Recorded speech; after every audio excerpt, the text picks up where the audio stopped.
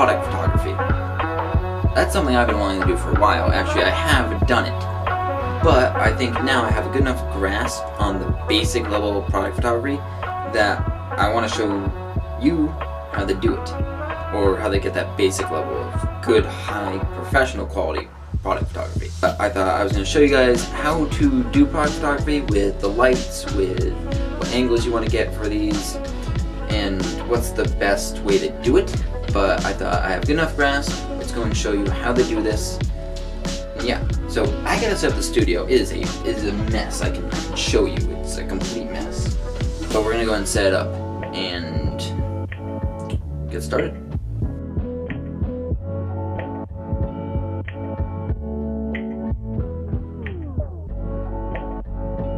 So what you're gonna need is probably a table, lights, a good camera. Of course, you can use your phone. Actually, I'm going to be using my phone for this because it's good enough quality, and I already tested it out a little bit. And then you're also going to need some type of basic normal background. You can do any color background. I'm doing black for this one. And yeah, that's basically it. You want a mirror too. For the style that we're going to do, it's going to be a mirror so you can see the reflection of it. But yeah, that's basically what you need for this. So, alright, so I have set up the camera so that we're facing our mirror, and this right here, if it will focus, is what we're going to be using for photography today. And it's just a basic watch. It doesn't work, but I'm going to put it right here on top of the mirror, and I'm going to get in focus. There we go.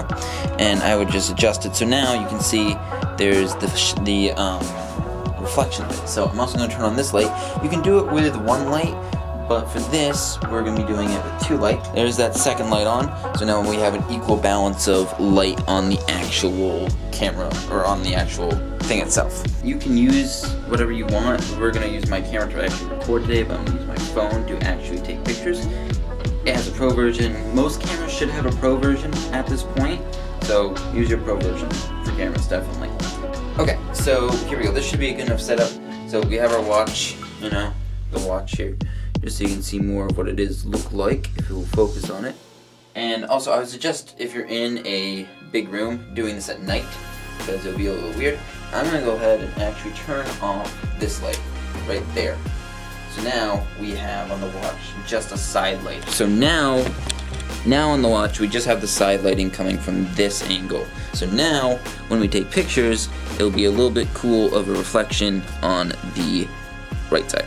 Okay, so we're on my camera right now, and this is what I'm seeing. So if we go over to our Pro version here, Pro, right here, now you can see that it's completely adjusted, and you can adjust everything in here. So I can adjust my shutter speed so it gets more of the reflection, or it just becomes darker.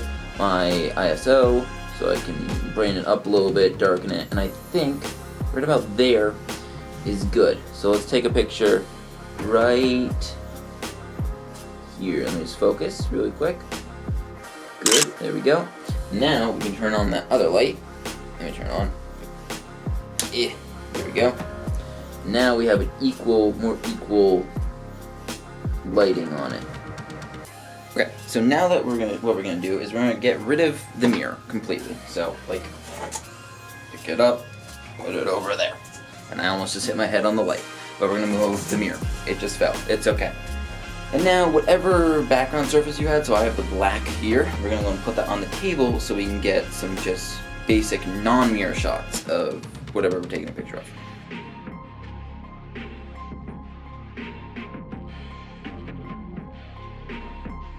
Okay, so this is the setup we have now, which is just black. And again, we can turn on that light to get the equal, lighting on it. But now we just have the black, so now we're just gonna have a background, no mirror or anything like that. Mirror is pretty cool, you just gotta get it right. I'm just like to announce that I just got a milkshake and I'm very happy about it. Again, what I would suggest is mess around with your ISO, mess around with everything like that, so you get really good pictures. So I'm gonna go ahead, up my speed of my shutter speed.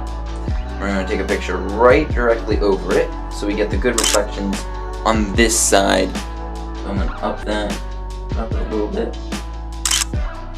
Up it. There we go.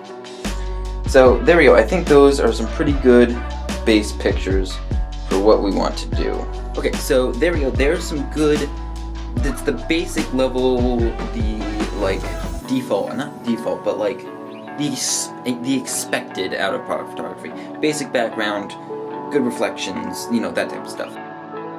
Okay, so we are over on my computer right now. We're about to go ahead and edit photos, but I thought this would be a good time to mention a couple of things. First, if you didn't realize from the beginning, the entire intro sequence of this video was made with Epidemic Sound, and this is not sponsored or anything. I just thought, hey, it'd be kind of cool to tell you guys to check that out because you can use audio that you're not going to get copyrighted on. It's really nice. It's, I believe, $15 or $15 per month, and it's worth it. I didn't think it would be worth it, but it really is. I have been using it non-stop. Any music that you've heard in here, anything like that, is all Epidemic Sound. So I'll leave a link in the description for you to check it out, but I highly recommend it. Second thing that I want to go over is I've currently grouped together with a bunch of different creators. I'll go ahead and leave their links down in the description as well, and the YouTube channel that we made together. So we went ahead and made a YouTube channel together that's called Through the Maker's Lens, and the idea of it is that we're all going to make a documentary together called Through the Maker's Lens, and it's going to be a documentary about how the area around us helps us grow, helps our art, what type of art we create, and how it like encapsulates and creates our lives. That's basically what it's going to be about. We have creators from Georgia, London, Australia, the Midwest, over in Europe. We have a bunch of people, but we are looking for people right now. We're looking for anyone, specifically Europe, not America, because we already have 2 from America, but we're looking for people, and I'll go and leave our Discord and our YouTube down in the description so you can go ahead and check that out. It would be a lot of dedication, but we're asking for people, and if you think you would be into this and into film and into that dedication, please let us know. So that's just two little things I wanted to go over before we get into editing. But we have editing over here. Let's get into it. Alright, so I'm over here on my laptop now, or not my laptop, on my desktop. Sorry, I use my laptop so often it's just easier. But we're gonna go ahead. I got 2 good pictures from that photo shoot that I think will work really well. So let's go ahead and grab our photos and get into Lightroom. So we have, we're going to do my downloads. I just download them off my drive. We have these 2 photos. We have one which is over top, and then one's from the side. So let's go and add those. So there we go. Those are the 2 photos we got off the phone and everything. So let's go and make these pop a little bit by editing. So we're going to be posting these on Instagram. So we're going to go ahead and put them into that format, which is a 3x3 box on Lightroom. That's what Photoshop or Instagram usually recommends. So there we go. Crop it down. So let's drop the exposure a little bit because we don't want this. We want to make the background completely black. That's what we want for this. So let's add that contrast. We got that there.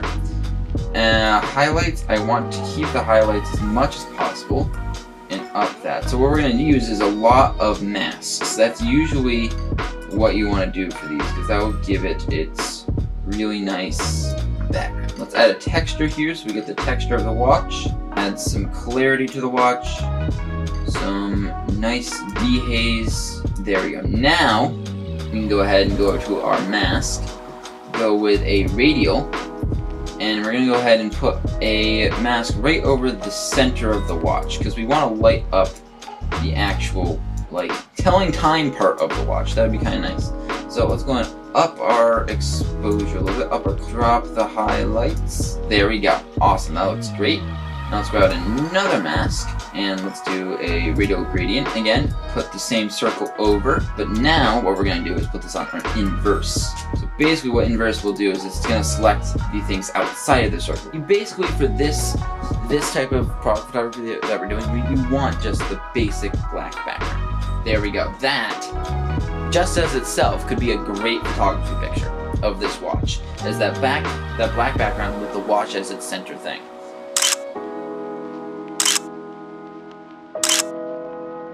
So there you go, that's how I do product photography. And now I'm going to hand it over to Daniel, who he is a very good product photographer, and hopefully he'll show you his way of how to do things, and maybe you'll learn from him as well. Mess around with the studio light. My studio light. No light. Light. No light. Light. More light. Less light. More light. Leslie. Hey Ethan, thanks for having me on. So you reached out to me asking me to get a watch and do some product photography. So I got 2 watches plus my smartwatch. So I'm going to take 3 final shots for that, edit those so you guys can see my process as well. Quick introduction, I am Daniel Klabunde. I'm a photographer and filmmaker working with Ethan on that documentary that we're working on, Through the Maker's Lens. And just kind of a filmmaking friend, pal, buddy, broski thing. Anyway, so for this I have 2 go-to backdrops that I use. This is a coffee bean sack, I guess, from Puerto Rico, which is awesome. It's got great texture to it. The downside is that it gets random shit all over your jeans. Option number 2 is just a basic black sheet. I use this for most of my A-roll shots in the past. I won't use it as much anymore, but for this sort of thing, it's very useful. So I'm going to go ahead and use the most incredibly handy thing that exists in any camera bag ever, clamps. And I'm going to go ahead and put these backdrops up over my desk here so that I can get my lighting nice and neat and pretty and gorgeous and lovely and such. Now I am going to use my phone to record most of the BTS for this, so apologies for the lower quality. I could use it to take the pictures, Ethan, I know you're doing that. It's a great camera, it would do great with the product photography, but this is a new camera and it's really nice and I want to use it, so sue me.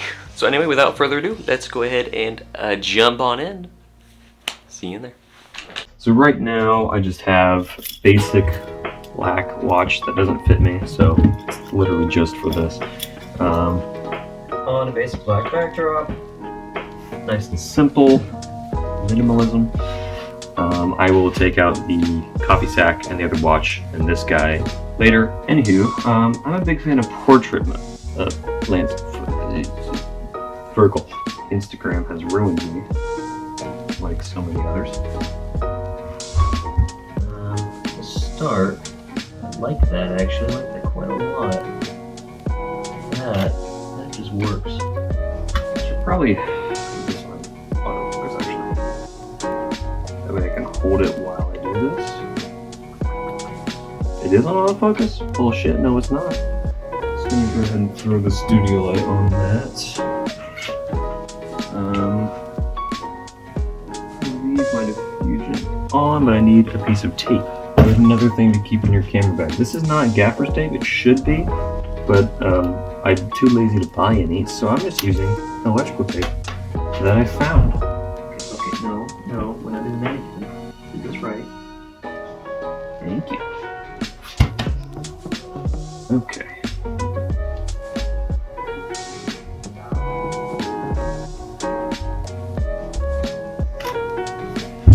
Okay, I'm happy with that for this watch. I'm gonna go ahead and switch to this one. Oh, by the way, I'm using a 50mm lens.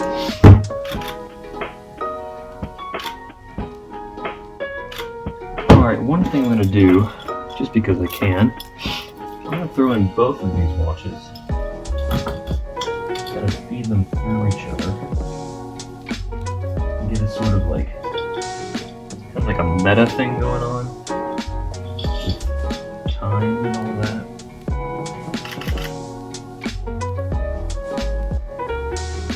Okay, I'm going to move on to the coffee sack. I know I said I was going to do this in GIMP, but a lot of the time I just like to edit things in Lightroom. So I've got these 6 here in the middle. We'll start with this one right here. And I do find that the Lightroom app is easier than the desktop version anyway, but I'm on Ubuntu, so I don't run Adobe products anyway. And this is just a lot faster, and I think it's going to do still exactly what I need it to. So I'm just going to try to isolate the watch in this photo here because it's kind of blending into the background. My hopes honestly for this shot aren't terribly high. I thought about just ditching it entirely, but we're still going to see what we can do. Give it my generally desaturated style. Let's see. Go either way. I'm going to go ahead and put it up.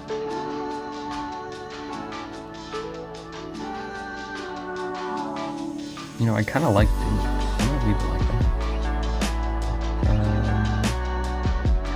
Okay, so we have a lot of blues in the watch. I'm going to make those a little more teal.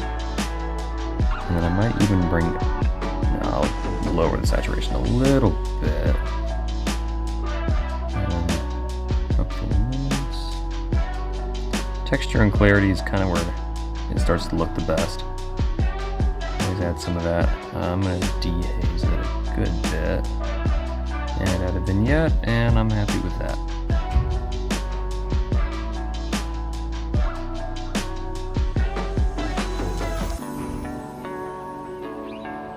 Alright, moving on to this one. These might need to go into GIMP after all, just because that sheet for the backdrop is kind of, it's kind of wrinkly, not the prettiest thing in the world, but I'll see what we can do with Lightroom first.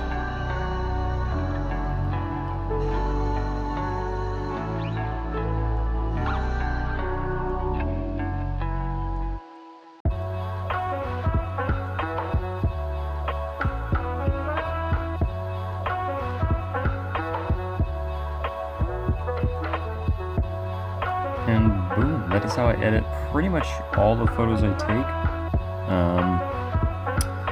Ideally, I put them in GIMP, that way I can get a lot more done. But honestly, it's just so freaking convenient to have it on my phone. Particularly because until very recently, all of my photos were taken on my phone. So I could just, take care of everything right on my phone, put it to Instagram right on my phone. It was super, super convenient. A little less convenient now that I have to transfer from an SD card, but it's still just so easy to edit on these. So I might do a little bit of cropping on these, but in general, yeah, that's my whole editing workflow. Hope you enjoyed this video. Go ahead and check out Daniel and the Make Your Lens Productions YouTube channel.